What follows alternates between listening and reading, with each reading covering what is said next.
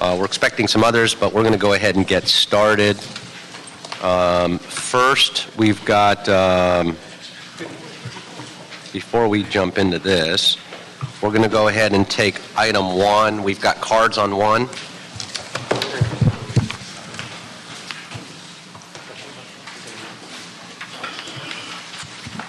And we'll start off with Sandy Brown.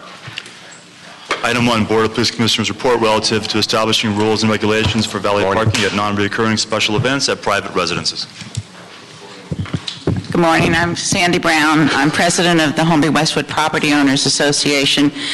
This issue is an issue we've been working on probably for 2.5 years. We're finally, hopefully, getting to the end of it. I think we've worked out a terrific way to take care of the issue, and that is to have the Police Commission draw up the rules and regs as to how our community can handle this. And we support it. Thank you. Excellent. Thank you very much. Thanks for coming down this morning. Appreciate that. Mr. Spindler?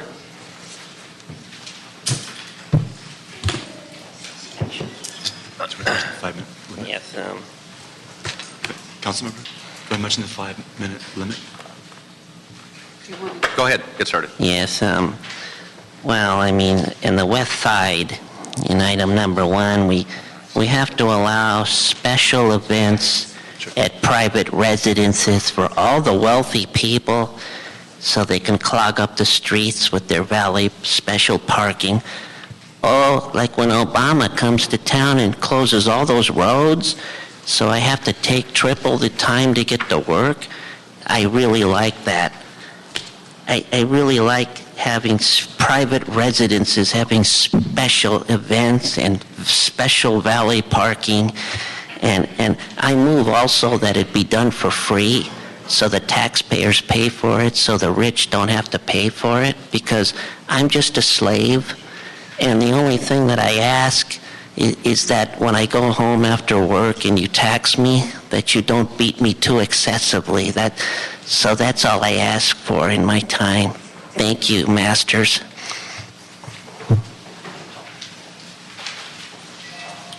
Mr. Herman.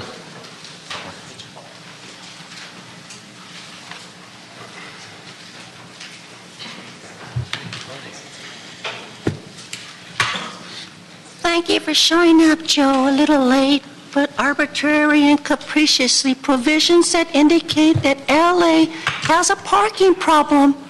Yes, a very serious valet parking problem. By the Board of Police Commissioners report relative to all the kids in the back to establish rules and regulations for the discrimination of parking for those who are just too lazy to walk an extra 2 feet.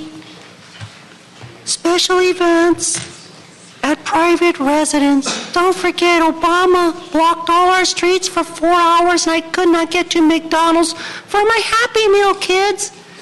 We had to have a toy inside the Happy Meal in order to say I'm for the valet parking. But as you hear in my voice, children, I'm really against it. These people criminalize people. They're arbitrary, mean to us children. Have a nice day.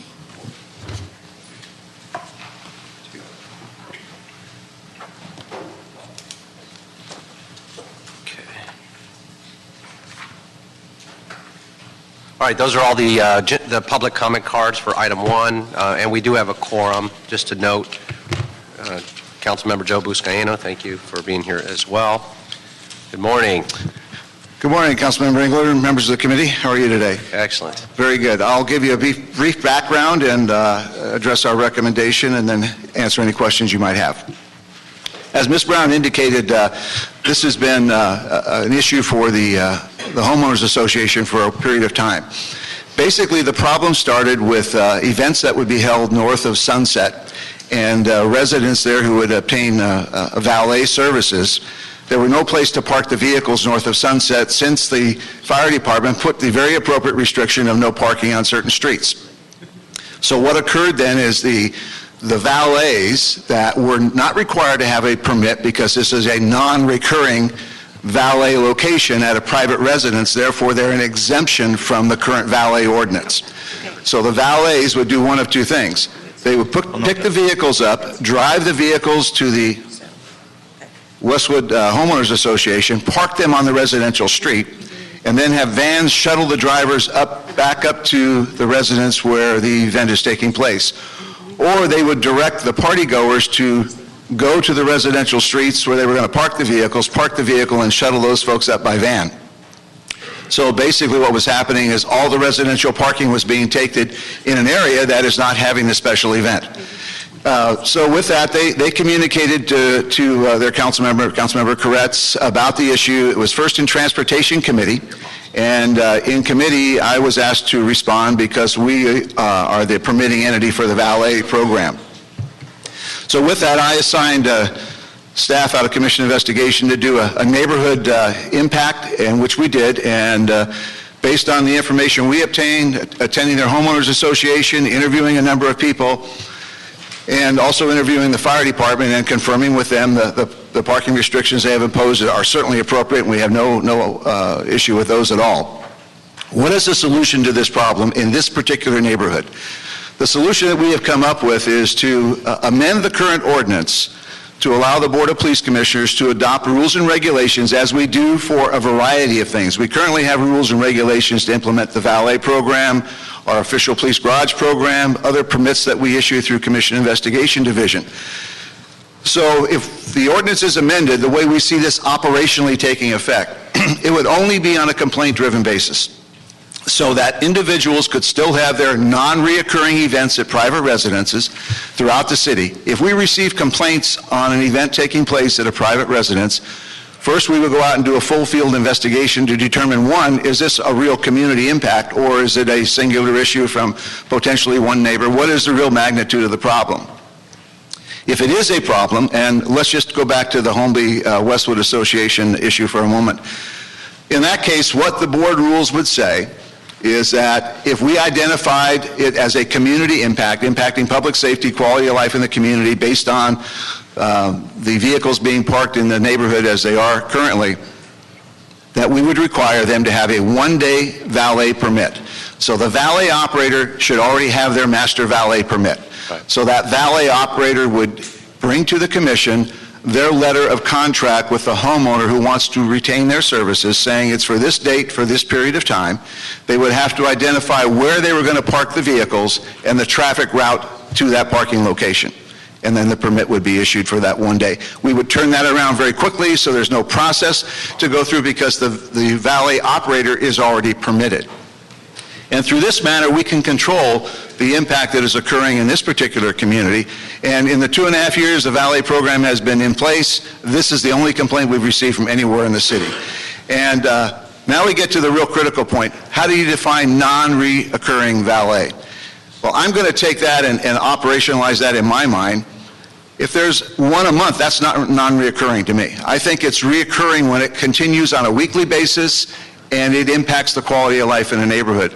And I would just say to the committee, as I would to council, I believe I and my staff have a good track record of implementing these kind of programs. I believe that we use good sound judgment. We're not arbitrary and capricious as we go about doing this. And I think this is a resolution to this community's problem without impacting the rest of the city by taking away the non-reoccurring exemption.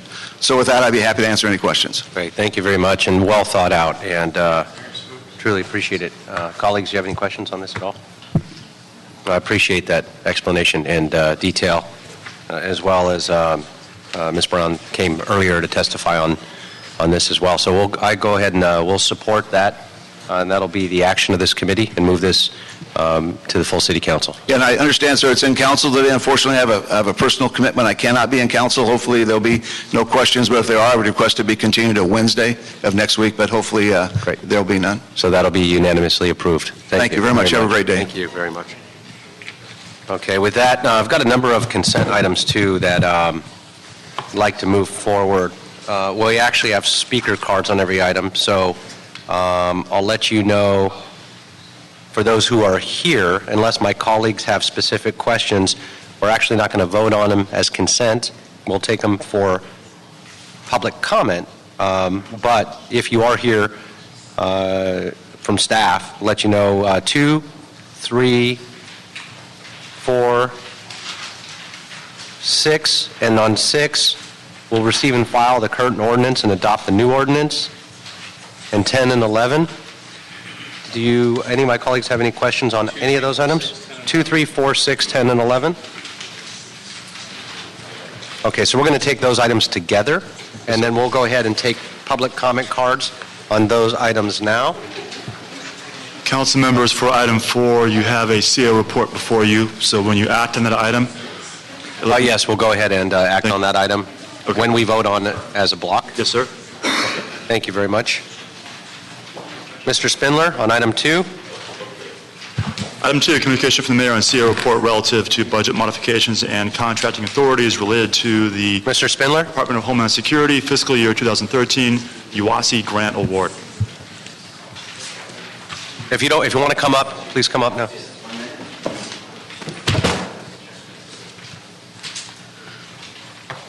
Yes, I realize we're all in a big hurry. It's Friday, so we're going to take lots of items quickly so that we can go downstairs and play and get free meals. Urban Area Security Initiative grants from the Homeland Security Department. I Googled this, and it came back with no results. So there is no such thing as this grant. But it's okay, it's City Hall in LA, and we like to just scribble and make things up. The important thing is to get the money. The important thing is just get the money and give it to lots and lots of your friends so they can enjoy their 4th of July weekend. Thank you. Okay, while you're stay right there, please. Go ahead and go into, you have also a card on item 3. Wow. Again, I know we're in a hurry.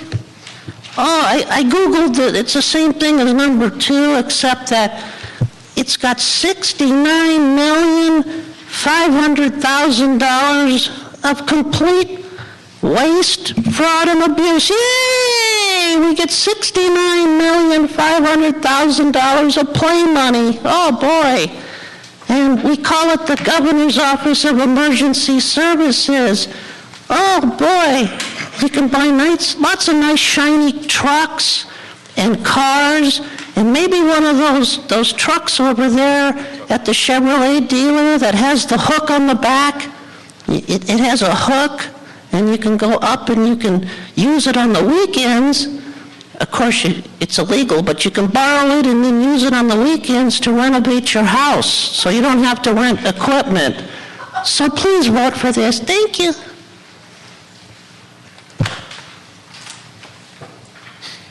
Okay, Wayne, come on. You have item 4 as well.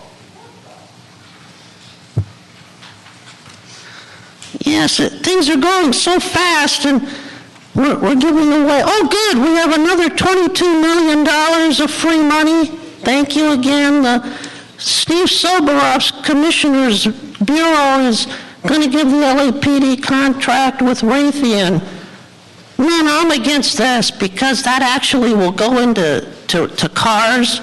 It's going to be more difficult to give that out to family and friends because it's digital in-car video. And we don't want video because the next time that we have a police brutality, it may be caught on tape, and that could cost the taxpayers too much money in a civil judgment. So I think item 4 should be denied because that's, number 1, you can't use it to buy shiny cars and equipment, and number 2, it could show things that we don't want to see because when I go home, the last thing I want to see is violence. One more, item 6. Oh boy, now we got the schedule of charges for emergency ambulance services. What's that sound? $1,452, please. And then let's add another $1,030 plus mileage at $19 an hour. So when somebody calls 911 and you're elderly and you have only Social Security and Medi-Cal, once Granddaddy gets back from his heart attack, he's going to get a bill from the city of Los Angeles, from the fire department, and give it to his insurance company to reimburse it. And then guess what? The insurance company won't pay it. Yay! Like my daddy had to wait 4 years after he had a light stroke. They went up to $7,500, but we never paid him. We never paid.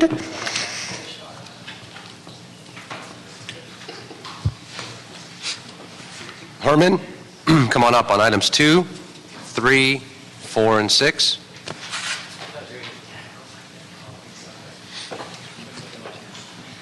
Not yet. It's a call yet. Okay. I'm passing on item 2 and going into item 3, sir. Now, you children, Mr. Herman has a good point of view about this matter of $69 million. You know, we're not going to have brand new cars anymore because we have to provide cameras, body cameras, to catch all the crooked, malicious officers who beat the hell out of Ezell Ford. You're not on the item. Oh, okay. Well, the money has to be spent directly for the department. And Steve Sobroff, our commissioner, the little funny guy, he's funny, isn't he? You're not speaking on the item. Okay, well, let me go back, because I'm having a hard time connecting with this money, because it's a lot of freaking money. And all those kids could do a lot with this money to protect ourselves from the criminals, the color of authority that beat down on people. So I say give back all those military guns to the federal government. And now my time is down to 3 seconds. Thank you for interrupting me, Mr. Englander. Dee. Next item. Item 4. Oh, thank you. I can't count, but you're very good at it. Now that we heard that $22 million are going to be spent on digital car videos, what about the body videos? You can catch me dancing, Mr. Englander. Look. See what the cameras can do? They can see everything. But again, digital car cameras are really good because kids like to run up to them and make funny faces. You know, not all of us are disabled and have a visible disability. So we love cameras. I love them because that's what caused me to have my disability was cameras. They made me look good. And with this $22 million, I think we should double it because that way all the money is spent for the right cause, all the car videos will work appropriately, and then we could pay the technicians and make sure they run 24 hours every day of the week, all the way up to the end of the year, to the following years to come. Next item, please. Item 6. Wow, item 6, the city attorney report. Ooh, we're looking for the schedule of changes for emergency ambulance. Woo! But what happens when a retarded kid accidentally calls an ambulance? You're going to bill the family for that? I really find that unfair. You know, there are people in this world that don't understand what emergency is and what a real emergency is. And so I think you should really go back and make an amendment to the emergency ambulance service to increase fees because I find that discriminatory and racist. And you racists are looking to get people just to pay because you're going bankrupt. Stop this. Stop this, please. Let us kids make the calls by mistake. At least one day we might save 1 out of 10 people. And not everyone has to die from a heart attack or an aneurysm. And number 10. Ooh, graffiti vandalism. We love graffiti art. Remember when the city ordinance was passed on art signs and billboards? You were all for it, and now you're against graffiti art. And you're criminalizing graffiti vandals who think their art is subject to principle, which I call criticism. Just because you guys don't want the art in Sepulveda in the white community, we want it in Jose Huizar's area downtown. Proliferate every building, every pole, every shithole and throughout the city. I love art. Why do you take it away from us? And you're going to criminalize artists? What would you do if Rita was here? Stomp on her because she looks like she draws crazy pictures? Come on, Englander. You can do better than that. Stop criminalizing people on item 10 and 11, Glade Avenue, and let them be in peace. All right, thank you very much. On item 3, Hamid.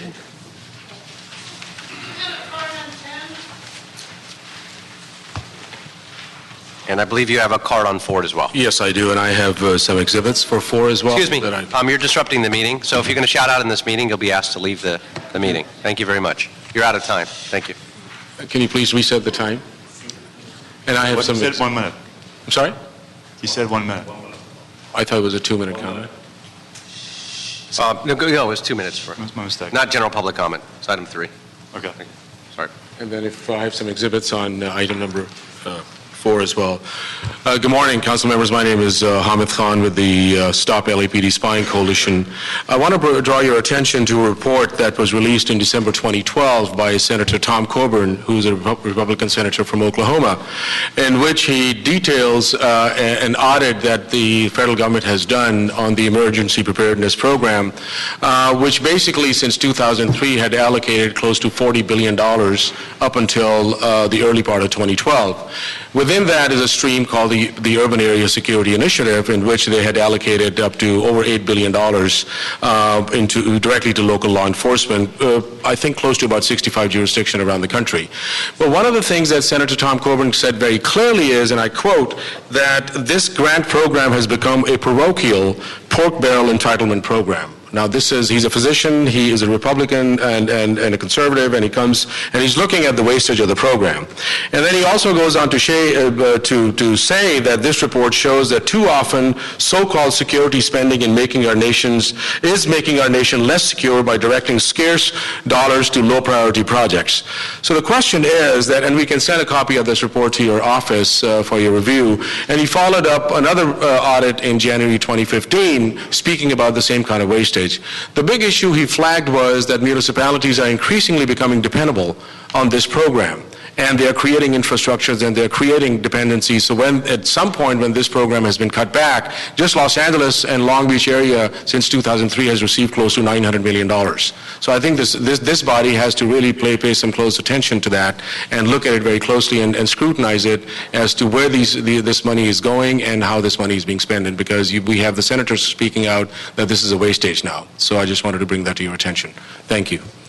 On item number 4, I want to speak to you about, what you have is a copy of a letter that the Stop LAPD Spying Coalition sent to the Department of Justice regarding the in-car video camera program.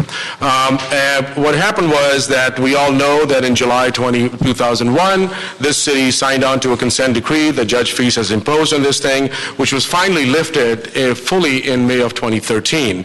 One of the conditions of that consent decree was the installation of the in-car body video cameras and voice monitoring equipment.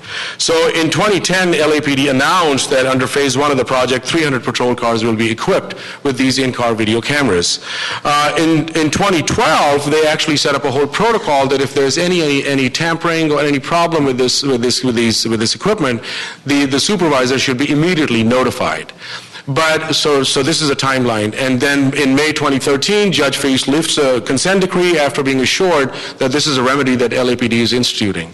But in April of 2014, the LA Times revealed that 92 out of those 300 patrol cars, the antennas had been intentionally broken by LAPD officers.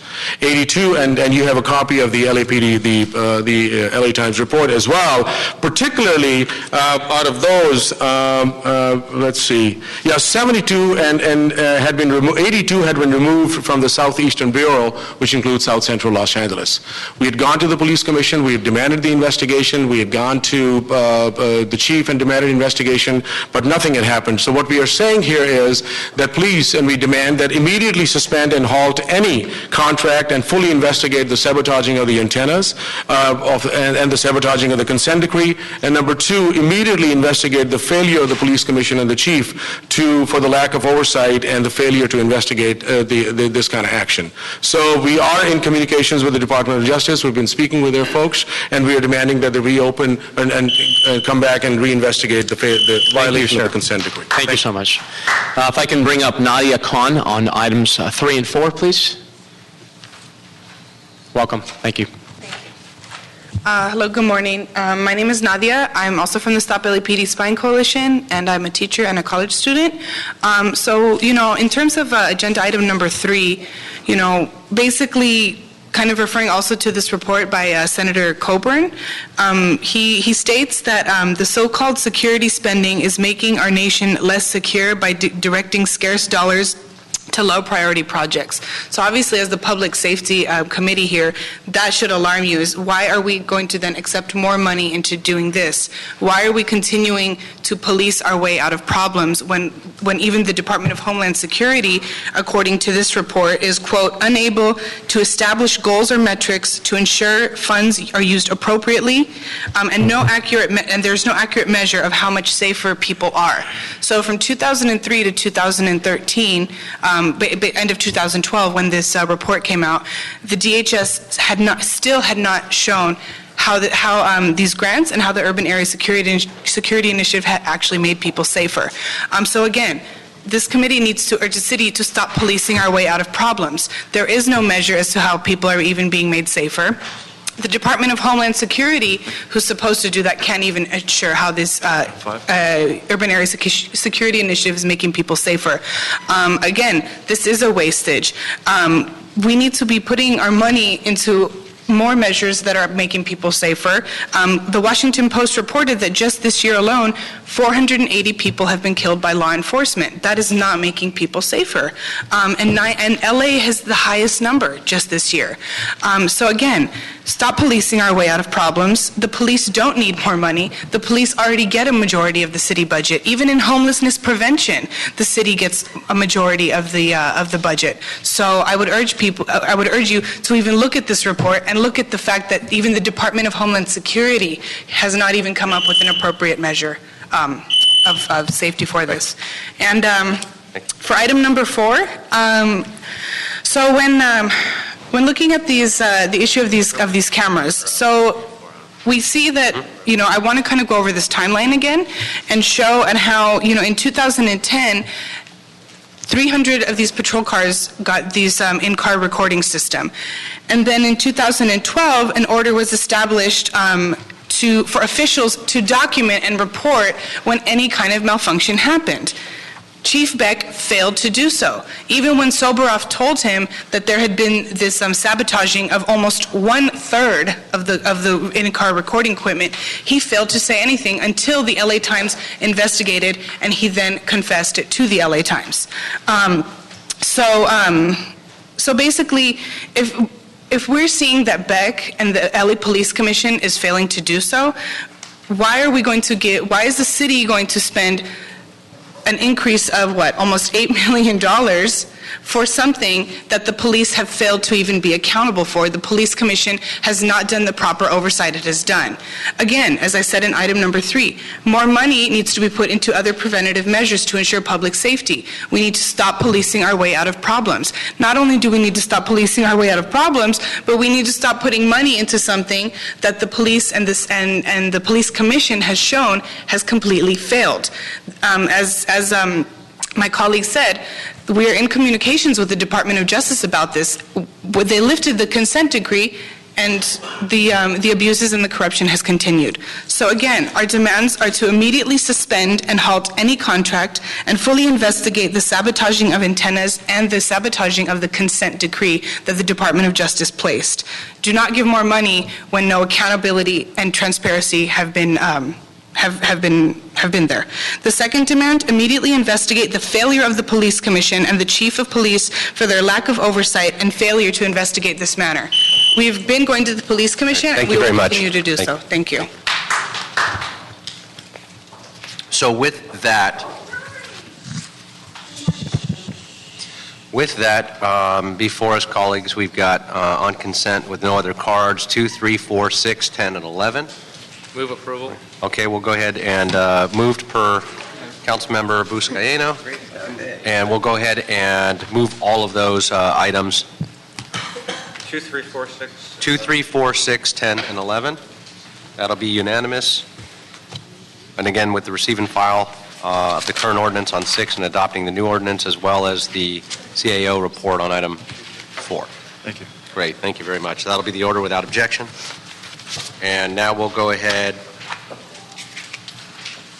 and take item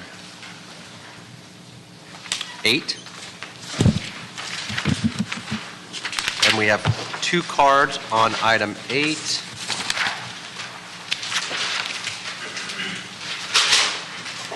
John Given. Morning.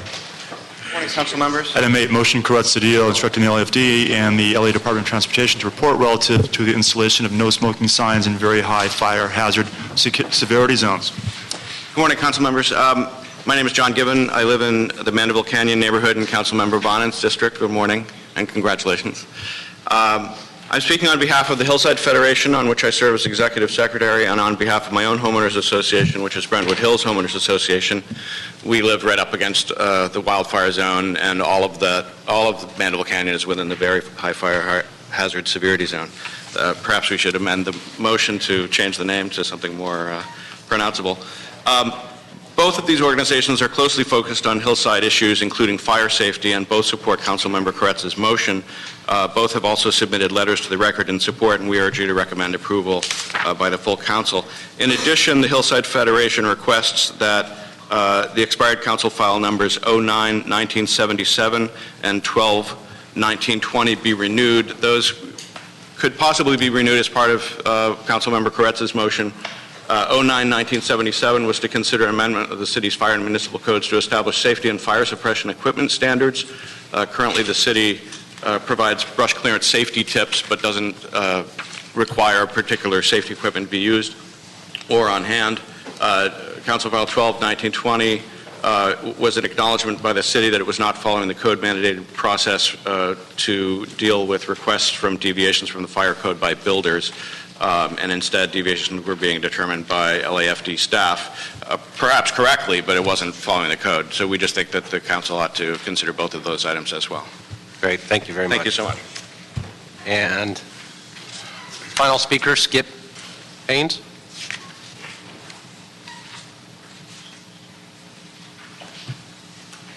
Morning.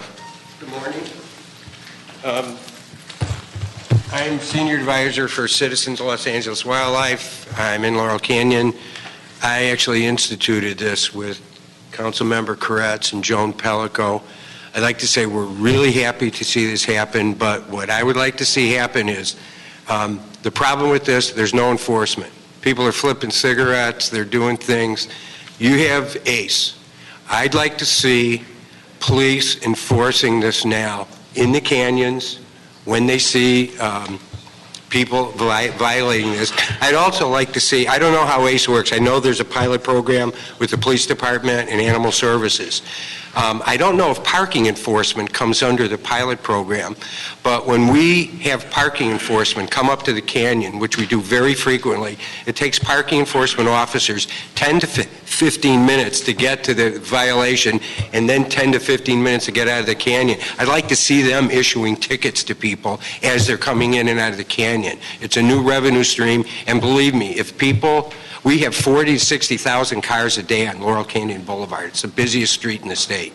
If you start issuing tickets to people, the word will get out that we do not want to see people smoking. I was in the 1979 fire. My street was on fire. We happened to stop it because somebody had a pool pump and a generator, and we stopped it at the top of the street. I don't want to ever see that again, and we have so many problems with parking. Parking enforcement's up there all the time. So if possible, I would like to, this is great, this ordinance is passing, I believe it's passing, and I would just like to see, it would be great if the fire department could do this also, but I know they're not in the pilot program.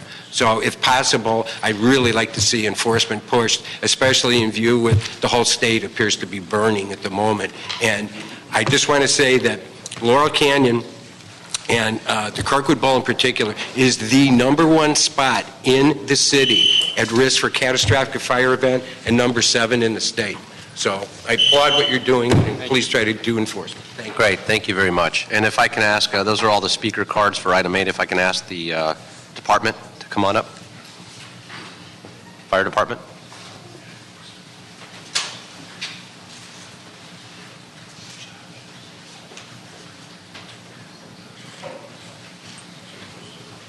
Morning. And DOT, yeah, we can have DOT come up as well if there's somebody here from DOT for this. If not. Now, if you could just give us a quick, brief overview. Yeah, good morning, council members. Good morning. Chief John Vidovich, Deputy Chief of the Fire Prevention Bureau. As this motion came through last year, we did in-depth analysis, not only working with DOT, but as well as Recreation and Parks. We identified the major canyons within the city that would require posting of these signs. In the very high fire severity zone, it impacts 13 council districts. So almost all districts would have the need for priority signs. Within those districts, there's approximately 351 signs that would have to be posted. There's currently not a funding source for that. DOT has indicated that they don't have the funding to post the signs. We do have estimates of what that would cost. Inspector Novella has been our lead staff person on that and can hit some of the highlights and answer any of the more in-depth questions. Good morning.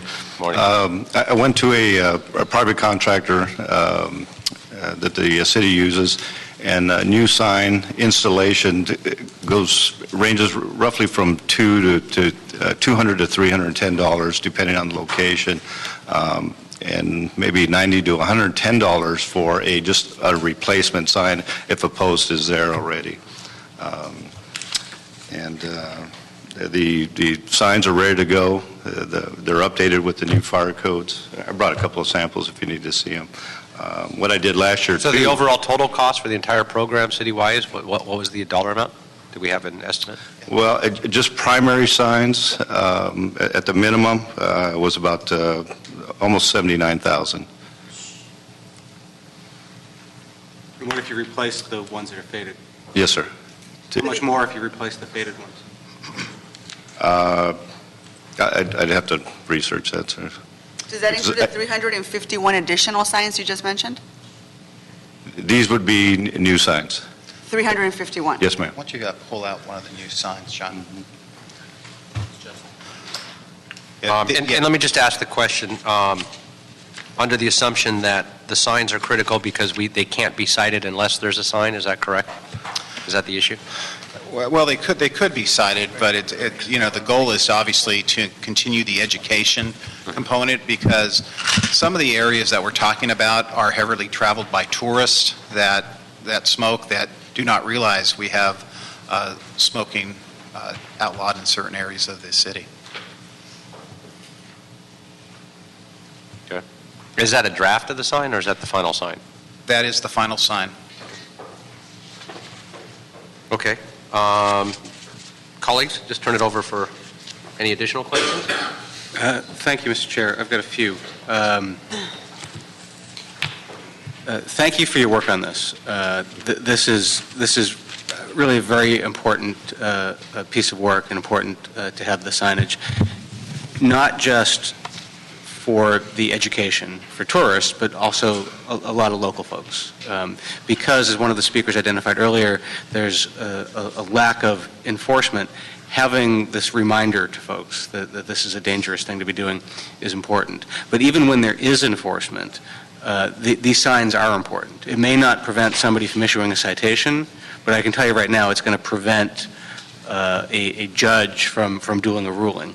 We've had all sorts of incidents down, not in high fire zones, on the Venice Beach Boardwalk, where there's something which is sort of a common sense thing you shouldn't be doing, but because the signage was not properly posted, the judge has refused to do anything with it. So really, really very important.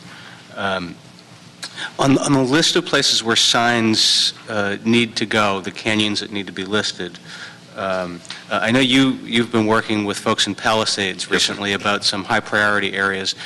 Was that list developed before the work that you've been doing with Palisades?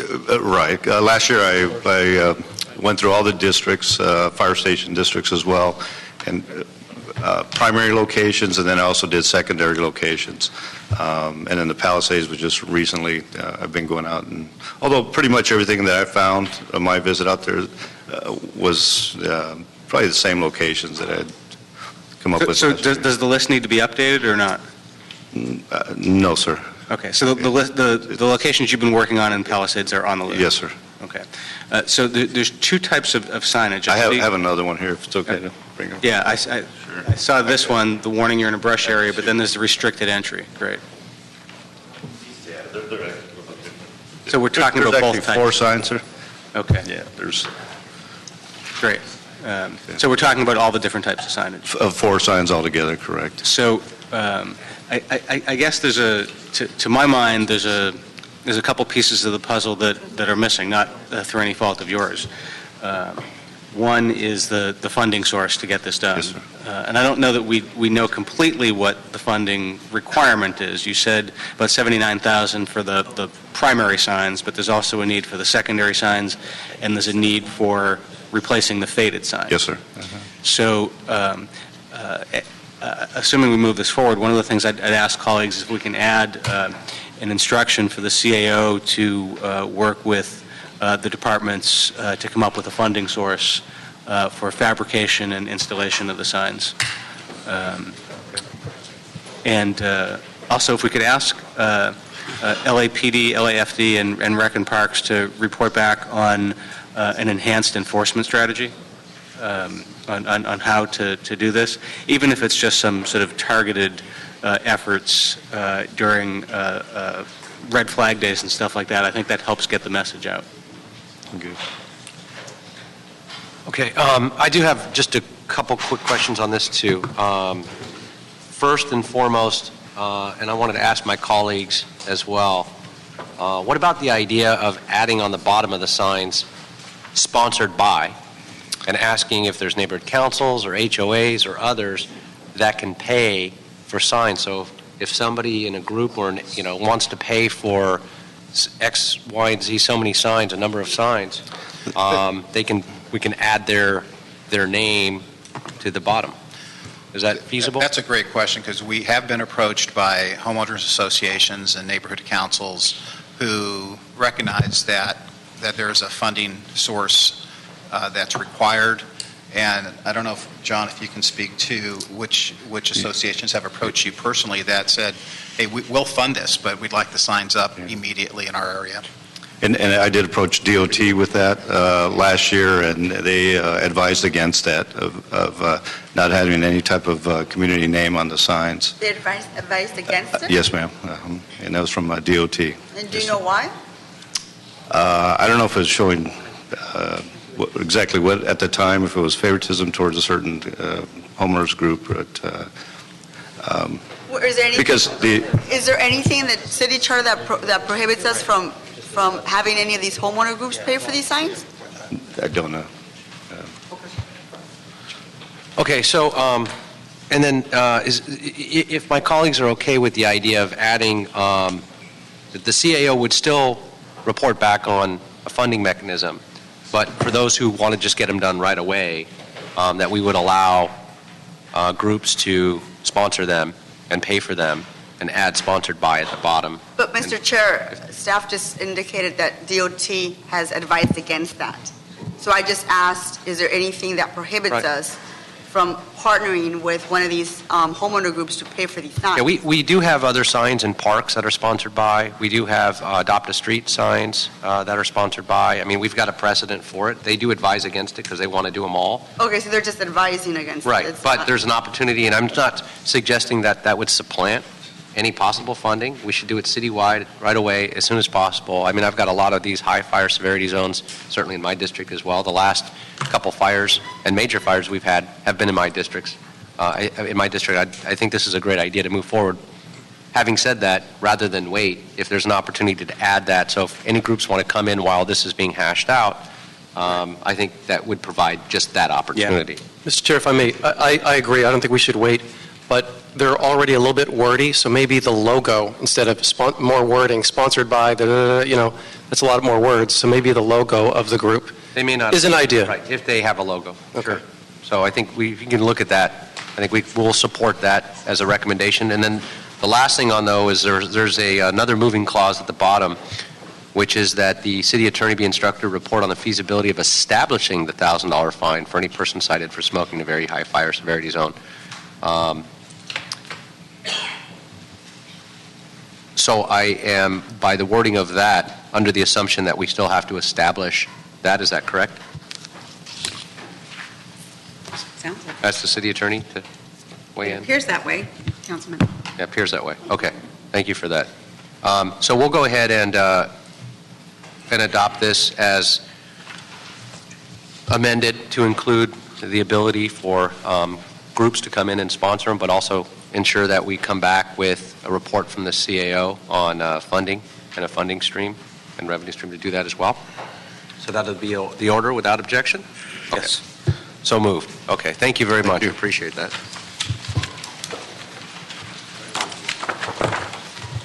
And thank you to Mr. Koretz's office for taking the lead on this. Thank you. Yes. Well, Joan. Especially Joan.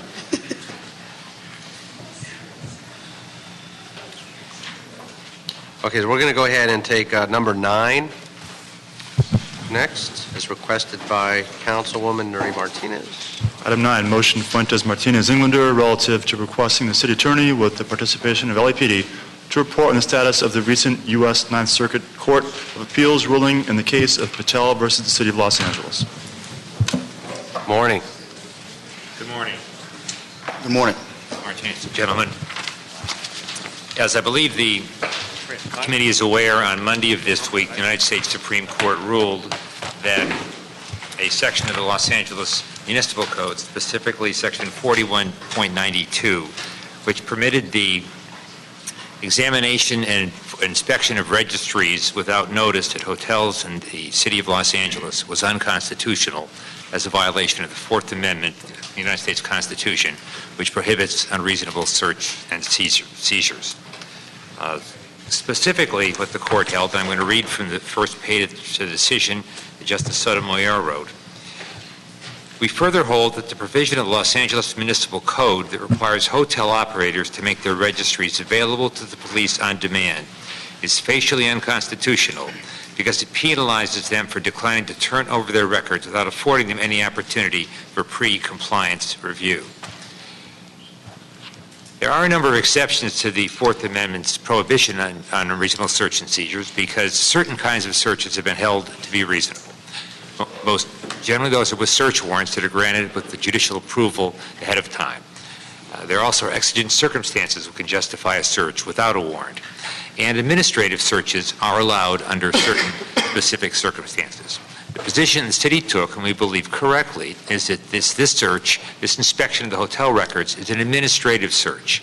It's done for the reason of enforcing the rest of 41.92, which the court admitted was constitutional, and that is that the hotel owners can be required to keep a register and specific information about their guests can be retained in that register. The inspection, as administrative search, was an attempt to compel, if you will, hotel owners to do that. The problem here is, however, that, as the court said, if a hotel owner under the current regulation were to refuse to produce his or her registry for inspection, he or she could be arrested on the spot by the LA Police Department and charged with a misdemeanor. The court held that that was unconstitutional because if the hotel owner had a reason, if you will, for withholding the registry, and the police were to demand it anyway, that there was no chance for pre-compliance review. And the Fourth Amendment, under prior Supreme Court precedents, required that review.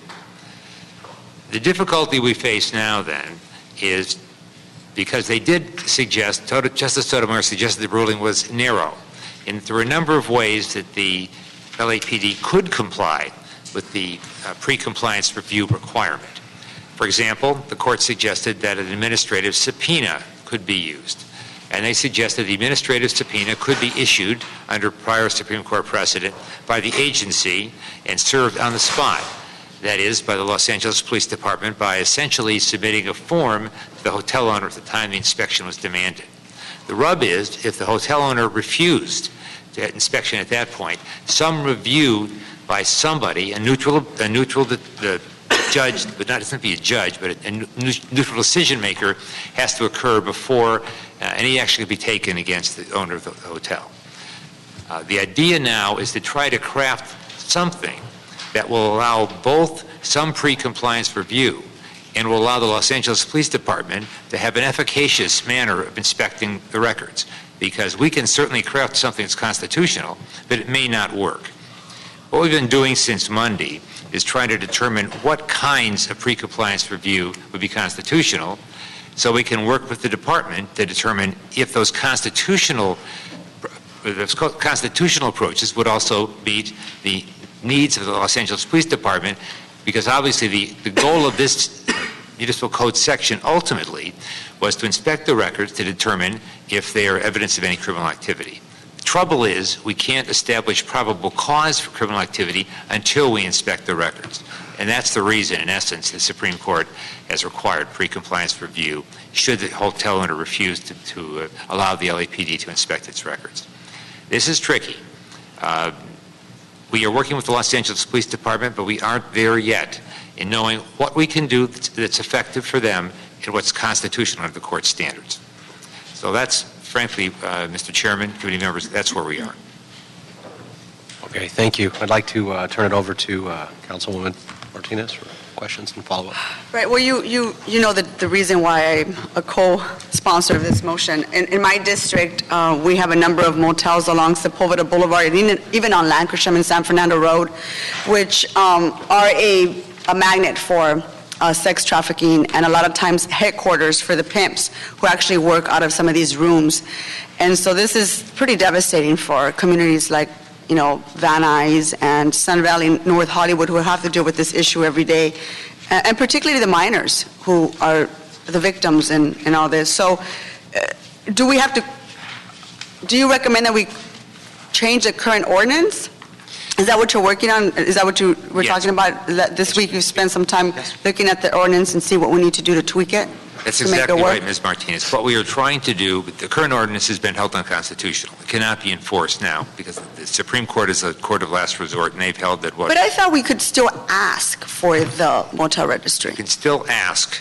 That's true. The issue is whether the owner or the person behind the desk will actually hand it over. That's the issue. Yes, and as I think I said before, maybe I wasn't clear, the parts of the ordinance that permit, that require hotel owner to keep records and specify what records and information must be kept, those are constitutional, so you're exactly right. What is unconstitutional is the imposition of a penalty, specifically here a misdemeanor, without the refusing hotel owner to have a chance for some kind of review by a neutral person. So yes, consent is still entirely appropriate. The police department can still ask. Right now, we don't have a procedure as to what the department can do if the hotel owner says no. Yeah, and without putting LAPD on the spot, in the valley, my understanding is that we're still asking for the motel registry. As I said, that is not a problem. Okay. The problem arises is what happens if the hotel owner refuses. They refuse. Right. And are you working on setting up a pre-compliance review process?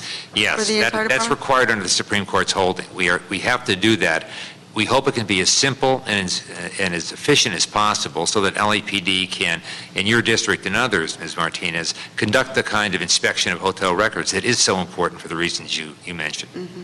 And how long before you get an ordinance back to the council? We will have one ready.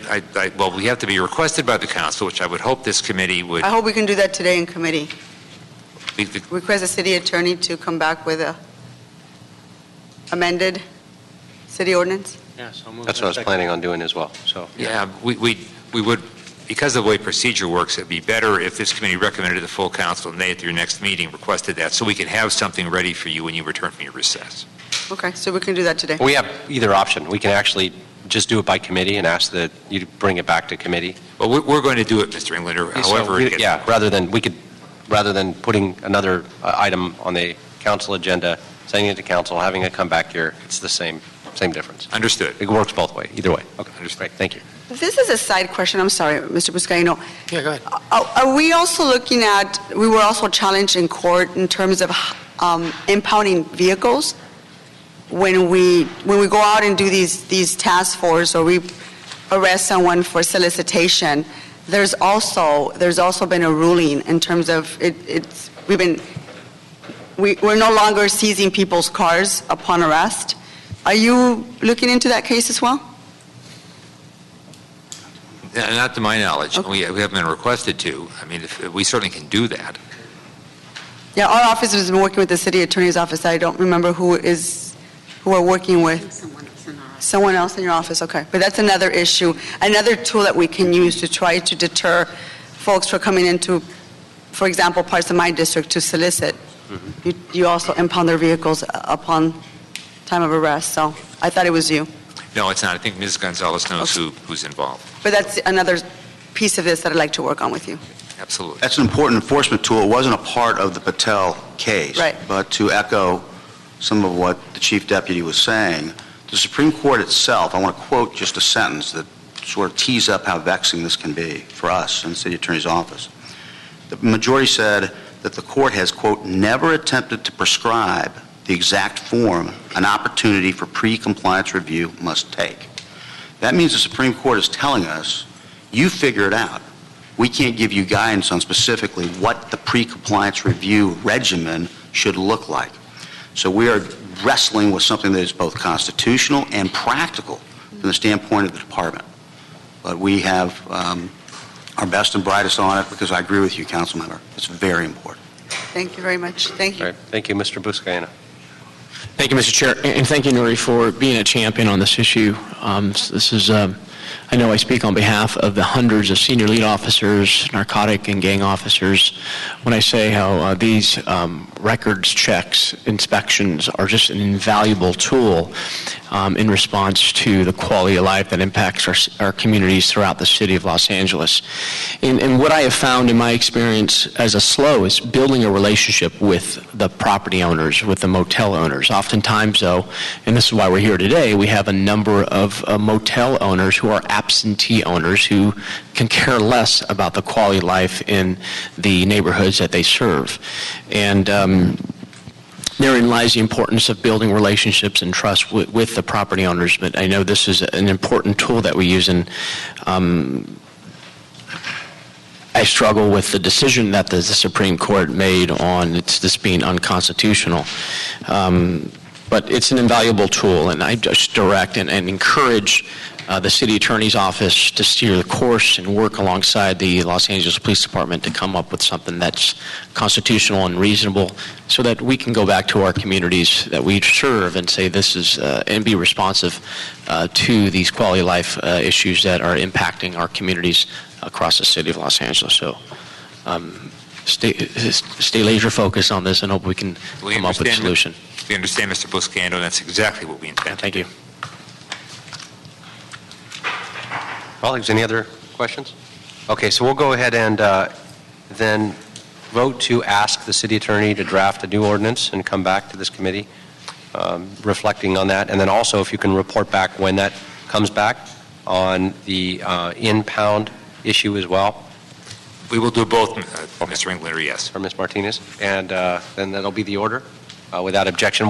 When do you expect to come? What's a good time frame for you? I think we hope to work on it diligently while you're in recess, and we should have something ready when you return. Great. Okay. So we'll schedule. You'll let us know when you're ready, and we'll go ahead and schedule it. Yes, sir. Right. Excellent. Thank you very much. Appreciate that. Thank you. Thanks. Okay. With that, colleagues, let's go ahead and take item 5, and we have 2 cards on 5. Matt Hale, first.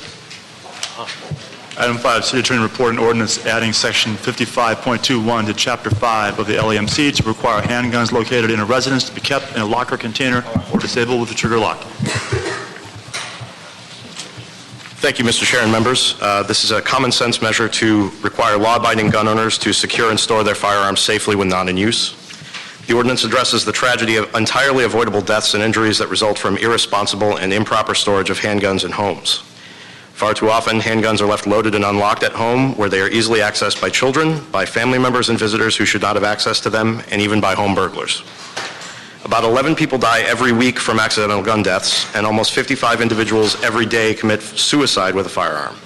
Many of these deaths would not occur if unlocked handgun were not readily available. The ordinance merely requires what even the NRA expects of law-abiding gun owners, that all handguns be responsibly stored in a locked container or with a trigger lock when not being carried on the person of the owner. The ordinance before you is consistent with what the NRA recommends and with the instructions that Council gave to the City Attorney by unanimous vote on November 25th of last year. The LAPPL recently submitted a communication requesting an exemption for police officers, reserve officers, and retirees. The ordinance, as it is currently drafted, already exempts all handguns under the control of peace officers, including active duty and reserve officers. This language is identical to a similar San Francisco ordinance which the NRA already unsuccessfully challenged in court, so Councilmember Krikorian believes that it would be unwise to vary significantly from the language that has already been judicially tested and approved. Obviously, the councilman is concerned about the potential safety needs of our retired officers. However, under state law, retired police lose many of the legal privileges and immunities that come along with their professional status as peace officers. The ordinance as drafted would exempt retired officers, like any other adult, as long as they keep the weapon on their person. When that weapon is not on their person, it can be stored in a locked box that can be opened in seconds. Please keep in mind that when a handgun is irresponsibly stored, a child who gains access to it is not made safer because it is owned by a retired police officer who is not present. There is no reasonable justification for a specific retiree exemption, and the councilman does not support making such a change. Thank you, Mr. Chair and members, for your consideration. Councilman Krikorian would request an aye vote on the ordinance as it is currently drafted. Great. Thank you very much. Peter Repovich.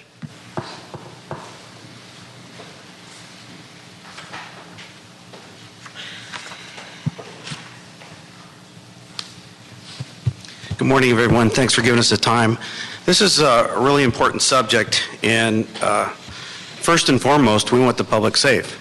That's what we do for a living. So I'm going to start off by reading our letter to make sure it's on the record.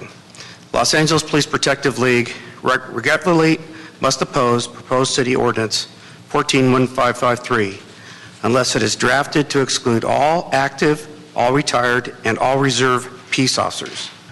Our records show that approximately 1,100 active members and 400 retirees currently reside in the city limits. Peace officers have a unique professional situation. Current state law provides both sworn and retired officers the right to possess and carry firearms at all times, provided certain conditions are met. Our police department clearly, thoroughly addresses these conditions. No other profession requires or demands quick access to firearms, and for good reason. As the Christopher Dorner case demonstrated, peace officers and their families are often targets of angry or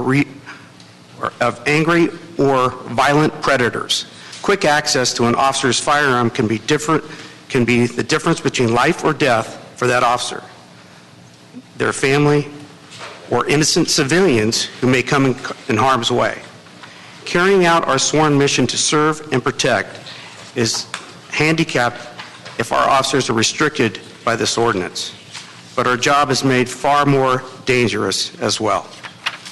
Now, I think that our board is open to dialogue on this subject, and like I said, first and foremost, it's about public safety. We just have a little difference of opinion as to how to accomplish that. Thank you very much. Okay. No, thank you very much. Colleagues, let me open it up first on this. As the chair of public safety, as a sworn peace officer, as a reserve officer, as a victim of a violent crime, I lost somebody near and dear to me who was gunned down as part of an initiation into a gang. A few teenagers attempted to rob my uncle, and when he got scared and ran away, they shot him in the back. And guns in any wrong hands are an epidemic here in this country. We need to do everything we can to ensure that we're safe. The National Rifle Association, and I'm just reading from Mr. Krikorian's motion, developed and used as part of their national Rifle Association Basic Firearm Training Program emphasizes that there is one general rule that must be applied under all conditions. Store guns so they are not accessible to untrained or unauthorized persons. To the basics of personal protection in the home further explains that all storage methods designated to prevent unauthorized access utilize some sort of locking method. It later goes on to describe the locking mechanisms as lock boxes, also features of biometric locks which provide immediate access when they scan the owner's fingerprint, portable boxes, etc.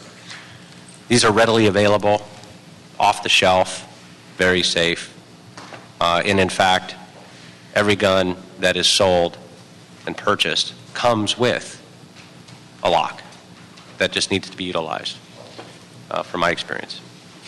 With that, I do believe and support the idea that guns should be locked up, and not to mention the accidents that occur out there, but readily available.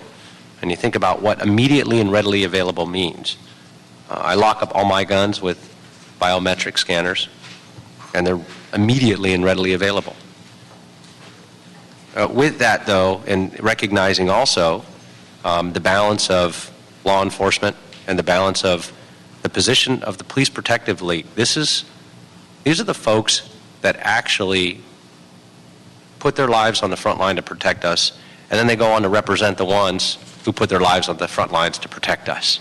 That's what the Police Protective League does. They represent the men and women, the rank and file, the Los Angeles Police Department, and their feelings on this and their position are very strong and well thought out. I think the idea of and looking at what minor amendment can be made without jeopardizing what the courts have already ruled and doing further legal analysis on this would be one minor exemption. There are already, just so folks know, two very significant exemptions that the court already ruled and that was upheld as well, that were part of it under San Francisco, and that the exemptions shall not apply when the handgun is carried on the person of an individual over the age of 18, period. There's an or, but what that means is if you're in a home and you're over 18, notwithstanding the fact, and this is by interpretation, not written in the exemption, but notwithstanding the fact that you're not legally allowed to have a gun, you're not a convicted felon, you don't have probation that suggests otherwise, under all of those other rules that also apply, if you are 18 and you have it on your person in your home or dwelling, you're good to go.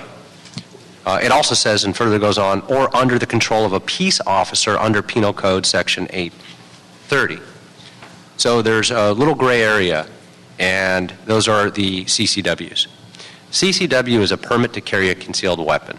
Those are police officers, those are judges, prosecutors. Those are folks that the only way to get a CCW in the state of California essentially is signed off by a police chief or a sheriff, period. There's extensive background search and checks on them. They have to go through mandatory required training, and those permits expire. And so you ensure that they have to be updated regularly. So with that, under the CCW, it brings in the pool of folks that say, we have already thoroughly vetted these people. There's no history of any issues actually, not only with them, but in the atmosphere of CCWs. But more importantly, these are folks that we say, okay, you can actually carry a gun in public as a concealed weapon. So theoretically, to say that that should be added as an exemption to have one in the home makes sense, and I believe the PPL would support that as well. And so I would ask that we add with the exemption to those who have a CCW in good standing, but not water it down further from there. From there, I'd ask my colleagues if they want to weigh in on this and have any questions further. Thanks. I want to thank Mr. Krikorian for bringing this measure forward, long overdue. You know, my perspective is I think about the kids in a house who might accidentally stumble upon a gun and shoot themselves or a sibling, and we've heard of that happening before, and I think that sort of has to be the prism we look at. I'm appreciative of the PPL's comments. I get the active duty officer, I get the reserve, I don't get the retiree. That just doesn't make the same intuitive sense to me. My understanding is that once you're retired from being a peace officer, you don't have the same legal standing, and so to me the retiree issue just doesn't make as much sense, doesn't have as much clarity. On the concealed weapon permit, when I first heard that sounded intuitively okay to me. And then I remembered Ted Cook. Ted Cook was the police chief in Culver City about 15 years ago. And Ted Cook handed out concealed weapon permits like candy to anybody who was a celebrity or had a name in Hollywood. And there were some pretty serious incidents about it. So I'm open to the idea in order to move this forward to council where it might get debated more. But when I think of Ted Cook, it makes me think I don't trust every sheriff and every police chief in the state of California. And if Joseph Arpaio from Arizona were a sheriff in California, I wouldn't trust his judgment on handing those out. Now, I know Ted Cook was aberrational for a police chief, but he was really handing these permits out. I mean, the Times did extensive coverage of it. It was pretty egregious. So that makes me a little concerned about that the more I think about it. Yeah, and let me just comment on that. There's always going to be those, well, look at it from this way. If you're 18, I go back to this, and you have it on you, no matter what, unless those other circumstances play into it, you're good to go. So the difference is now you've got at least another level of coverage. The other thing is the state of California has cracked down on those, which is why we saw those changes not only in that area, but also Orange County was doing the same in places there. There's been places up and down the state of California and that's why those issues have really been tightened up, if you will, over the years. So we can go back 15 years, we can go back 20 years, we can find where there have been these issues. I absolutely agree. The issue, though, too, is what we're saying is there's one position against CCWs and things that should be tightened up with those in the state of California, with no question. And we've had issues over the years, and I think they've done a pretty good job of cracking down on those.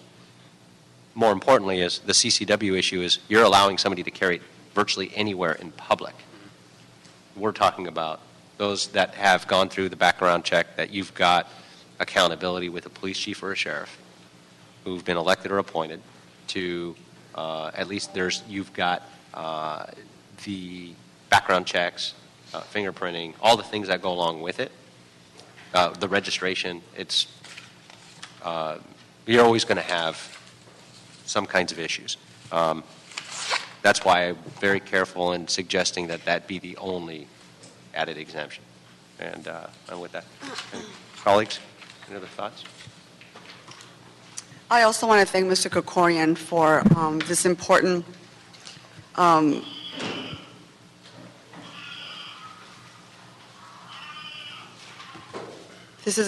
issue.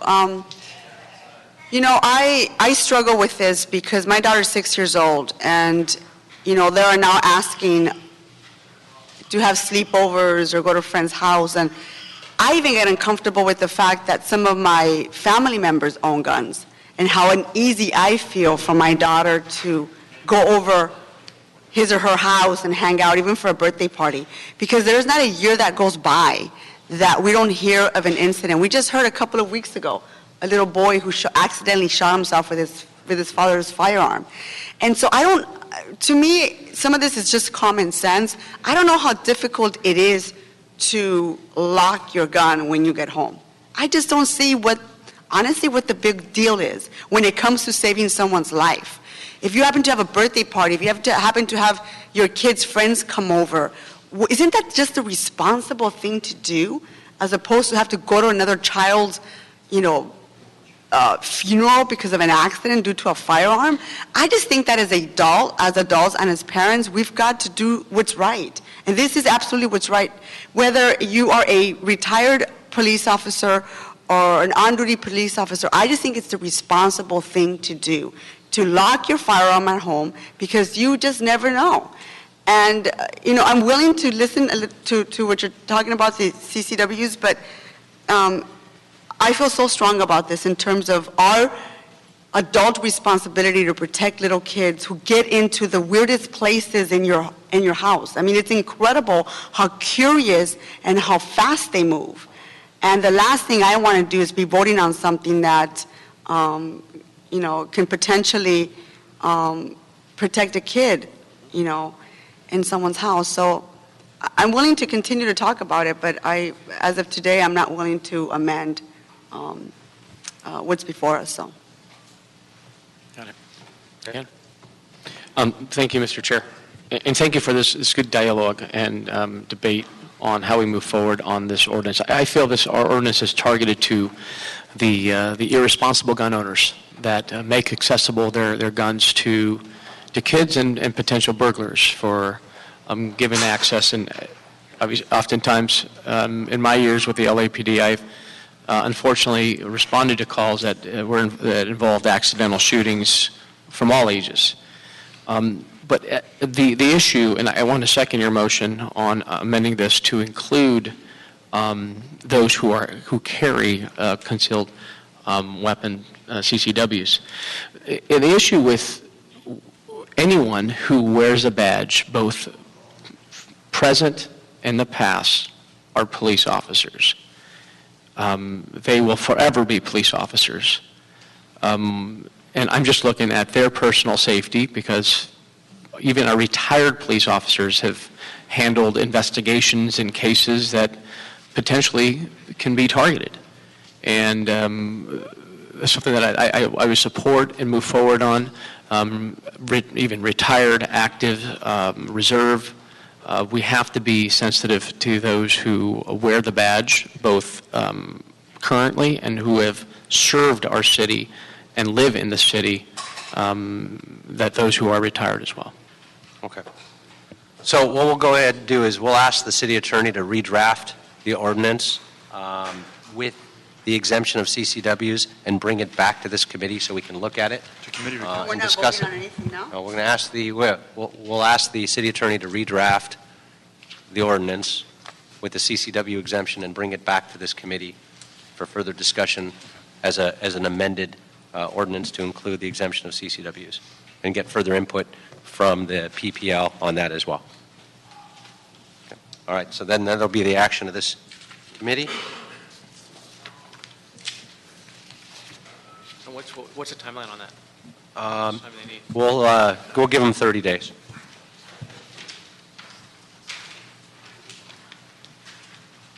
Okay. Yeah, I think that sounds good. Yeah. All right. I believe we're on our final item, item 7. Motion instructing LAFD to report relative to addressing the backlog of safety inspections for large buildings.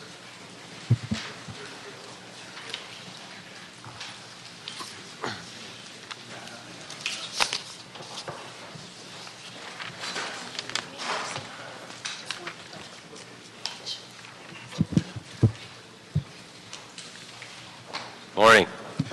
Thank you. Morning, Council Member.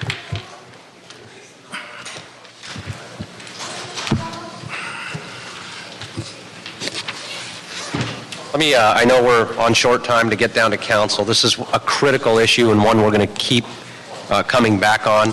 Obviously, we've all seen the reports and where we're at with the backlog on the inspections. This is one of the most important things we do as a city, is to prevent serious injury or bodily harm to any of our residents or citizens or visitors. The inspections and fire inspections are so important, particularly on sensitive locations. I know you've inherited this, Fire Marshal. I know this is something that you've walked into and was pre-existing far before you got here, and you've done a phenomenal job of outlining a program and trying to get on top of this issue, along with a lot of other issues in the backlog since this department has been decimated.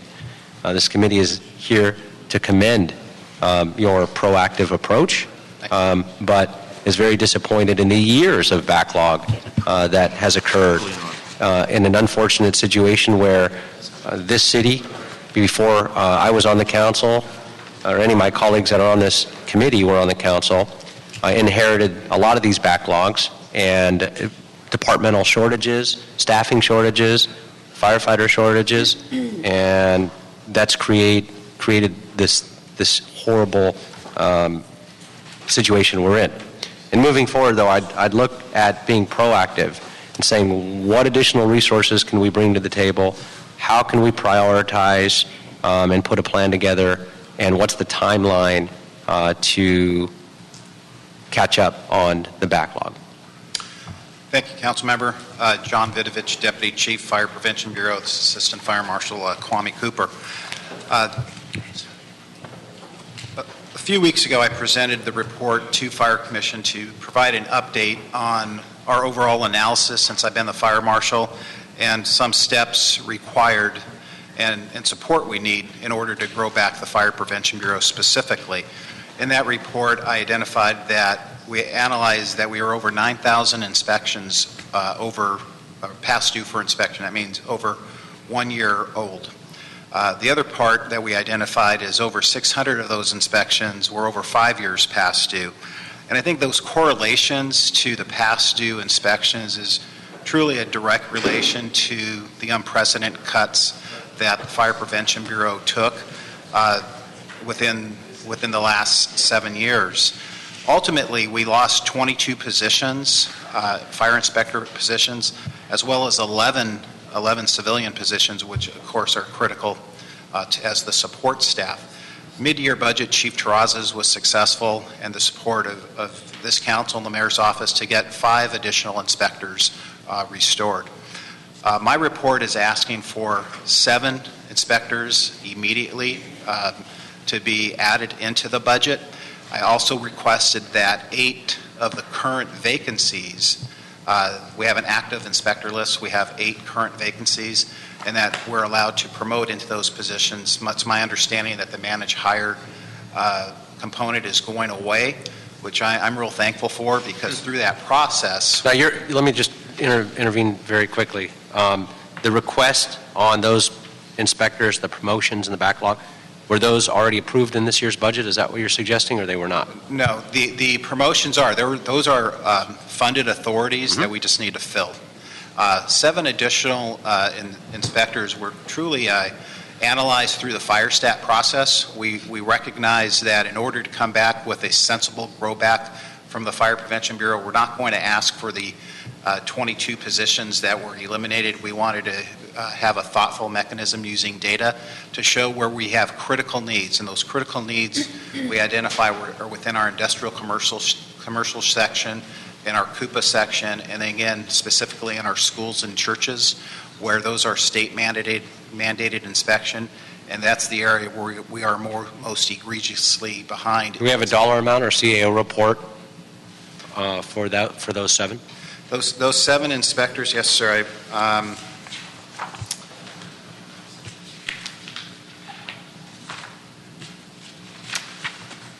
The 7 fire inspector 1 positions would be at the cost of $809,130.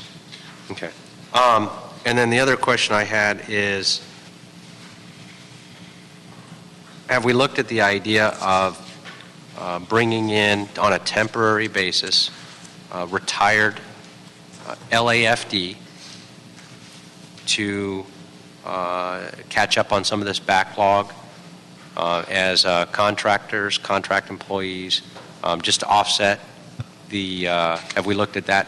They would, and again, only LAFD retired to come in, where we've done that with PD in situations as well. Have we looked at that? Yes, sir. We've actually have looked at that. We really haven't had a lot of success of our retired inspectors wanting to come back. A few here and there, but right now the better model we feel is, since we have an active promotional list, and we know through anticipated attrition within the next year we're going to have 15 more vacancies. The fire chief has approved funding for next fiscal year of what we deemed Operation Catch-Up, where we would bring the existing firefighters on their off days so we don't impact the field vacancies, and have them come up for training and provide and assisting in those inspections. So we feel that is really a better model for us right now than bringing back the retirees, and we can do that quickly. All right, colleagues, and I would ask, before I open it up to questions, just so you know where I'm going with this, that the request with the funding source be referred to Budget and Finance, and we can have the discussion from a budgetary perspective on those hires as well. Thank you. If I can, Mr. Chair? Yes, please. Thank you, Mr. Chairman. So I've heard that the fire prevention application has kind of been challenging from day one as it relates to tracking the inspections and writing notices, which I understand this has been a constant issue. Can you explain what options are available to make these inspections more efficient moving forward? Yes, sir. As you mentioned, the fire prevention application known as FPA, it was instituted August, would be 2 years. It's a program built by ITA. Some of the challenges our inspectors have had with that issue is the system goes down, the server goes down, and then our inspectors cannot obviously be productive and do the work. The other component, it wasn't built as a cloud-based system, and what that means is our inspectors go out, conduct an inspection, and then have to drive back to enter a notice. What we're really looking for is much what we did in our development services area, partnering with building and safety. We now have a cloud-based inspection system that allows that mobility that we want. The vision of the fire chief is to have what's called the one inspector, one building concept that allows our inspectors to be decentralized in the field and do what the NFPA suggests. You cluster your inspections block by block to be more efficient. Right now we're spending a lot of time traveling using a new inspection system that gives us that opportunity. We actually do have a proposal from the vendor that built the housing department's system and building and safety system. It's a system that we can share data collectively to be more efficient as a city. Very good. Appreciate that, and looking forward to seeing the ongoing progress being made here. Oh, thank you very much. What I'd like to do is a couple things. One is we'll go ahead and send the funding request over to the Budget and Finance Committee. Excuse me. You're disturbing the meeting. You're disrupting the meeting. No, you're disrupting the meeting. You're not to just get up and flare your hands and talk and shout in this meeting and disrupt this meeting. So, okay, you can turn cards in to speak. Take it outside. And then you can speak. If you have any other questions, you can take it outside. Okay, thank you. We're not taking any cards on this item. Thank you very much. Your time was already up, so you spoke and used your time. With that, to go ahead and send it to Budget and Finance, I'd also like it to come back here every quarter with updates on where we're at on the sensitive locations, the backlog, what we're doing with personnel and hiring, and have regular fire stat backlogs and data back to this committee every quarter and where we're at on all the numbers as well. Yes. And appreciate that. Okay. Thank you very much. So that'll be the order without objection. That concludes the agenda. We have general public comment, so if you could please set the clock to 1 minute. Hamid, followed by Nadia, if you both want to go ahead and come up together. Can we leave now? Yeah. They don't need to form downstairs. We're good? Yep. Okay. And just to let you know, just to put it on record, we no longer have a quorum because we have to get down to council, but I'm still here and willing to hear general public comment. Okay. If you can keep your voices down as you exit, please. We're still conducting the committee meeting. Thank you. Okay, thank you. Once again, my name is Hamid Khan with the Stop LAPD Spying Coalition. Just in May of 2015, the Harper's Magazine had a 10-page article titled Beyond the Broken Window, Bill Bratton and the New Police State, which focuses on how counterterrorism programs are increasingly getting codified into domestic policing. And they look at Los Angeles Police Department as a model as to the massive expansion of a surveillance state and where these monies are going and how communities are being impacted. So we've been following that, and we wrote a detailed letter to the police commission demanding public hearings on this thing, but they completely rejected the idea. But we have evidence now that counterterrorism programs like the suspicious activity reporting are showing, as per the Inspector General's audit, that more than 30% of these suspicious activity reports were opened on African Americans. Now, the black community is less than 10% of Los Angeles' population. 50% of the gender are black women. So there's clear evidence of racial profiling that is going on, but they have been rejecting and completely just dismissing this thing. Right, thank you. So we are asking you to do something about it. Again, my name is Nadia Khan, and I just wanted to echo that and just say that, you know, our coalition has been coming, we've been coming to the City Council, Public Safety Committee, the LA Police Commission to bring these issues to you all. You know, it's just the two of us, the three of us here today, but because of this very inconvenient time, a lot of people can't make it. But our coalition represents many individuals, many organizations that have been bringing several concerns to the city. As a Public Safety Committee, we really urge you to listen to the public. Like I said, more people would have been here, but this is very inconvenient time. So, you know, we've been doing surveys, we've been doing outreach to show that these programs such as suspicious activity reporting, urban area security initiative have not really made the public safer.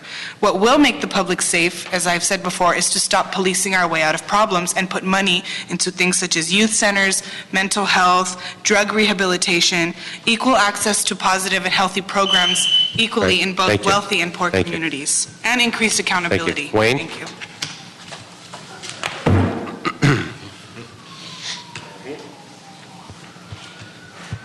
Yes, on behalf of ELF from the 12th, the Englander Liberation Front, vote no on Mr. Chairman here and his attempt to take over Supervisor District 5. So you're going to speak it to items that are under purview of this committee? That's not under the purview of the committee. It's not just general public comment for anything you want to talk about. It is. Under items purview into this committee. Because it involves the fact that the police unit is attempting to get another one of their pension members onto the supervisor's board. It's a conflict of interest. Also, the way you conduct this meeting is very similar to recordings from 1936 to 1944 in Nazi Germany, and you handle this exactly like a Nazi. And yesterday's concentration camp members are today's Adolf Hitler and Joseph Mengeles. And that's what you are. You're a Nazi. And you have everything under control, so you think the people are going to come back, they're going to kick your ass right out of that seat, sir. Herman? Pardon me? Please start his clock. Thank you. Well, I'm speaking to the tyrant here who please shut off your light. You're not going to have this light. I don't have a light. Your light is shining on this. It's disruptive. Well, hold my time. Why are you interrupting me? You're sitting in the chair. I'm not holding your time. So now I can record. Well, listen, little tyrant. I turned in a card earlier before your three other agenda items, and you denied me accommodations to be heard under general public comment, you little moron. And now you're going to take my criticism to heart. Accept the cards when you're told after an hour and a half of bullshit meetings to pay attention. And by the way, at 311 Broadway, regarding the safety of the public, get out there and remove the illegal barrier, which is a access ramp that is not under the compliance of the Department of Justice, DOJ, and more so on the American Disability Act. Do you get it? Use your big ears to listen. Englander, vote no for supervisor. All right, we are adjourned. Thank you.